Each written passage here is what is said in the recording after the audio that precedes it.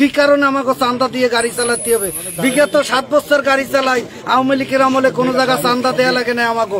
আজকে এই 5 তারিখে পরে তো এরা চান্দা চাওয়া শুরু করছে। এরা পরিচয় দেয় আমরা বিএমপি করি। ব্যাপারে কেন বন্ধ রাখছেন? ব্যাপারে 5 তারিখের পরের থেকে আমাদের ওইখানে আজকে আসে গাড়ি বন্ধ করো, কালকে কয় আমাকে বাড়ির সামনে গাড়ি রাখতে পারবা না, এরকম করে আমাদের সাথে কয়েকবার দফায় এরকম ধাক্কি হয়েছে। তারা ধাক্কায়, তারা স্থানীয় লোক ওই জায়গার, এবং সজীব আর মিশু কয় আমি বিএমপির নেতা, এ কইয়া আমাদের কাছে চান্দা চাই 20 টাকা কইয়া। কালকে আমাকে মুরব্বী ড্রাইভারে চড়াইছে, হ্যাঁ, প্রত্যেক গাড়িতে 20 টাকা করে দিতে হবে। কালকে আমাকে মুরব্বীরে চড়াইছে। এই প্রতিবাদে আমরা সব গাড়ি বন্ধ করে দিয়ে আজকে দরকার হয় বিএমপির নেতাগোদারে যাব। কি কারণে আমাকে চান্দা দিয়ে গাড়ি চালাতে হবে?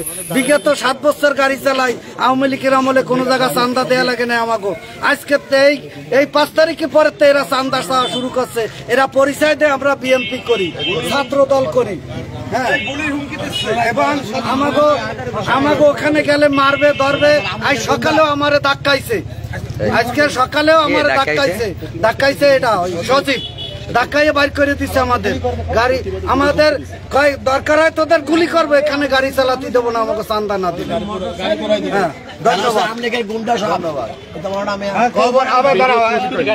খবরখানাতে পাকার মাথা পর্যন্ত আমরা গাড়ি চালাই। 5 আগস্টের পরে সবাই মিশুক, সজীব আর কেটা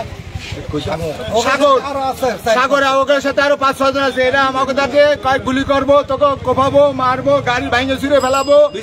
এরা 20 টাকা করে আমাকে তারা চাঁদা চায়। এই জন্য আমরা গাড়ি বন্ধ করে ফেলাইছি।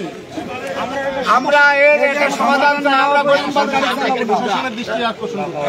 আমরা প্রশাসনের দৃষ্টি আকর্ষণ করতেছি। এখন আমরা এই 150 ড্রাইভার কি করব? আমাদের এই যে ইনকাম বন্ধ হয়ে গেছে।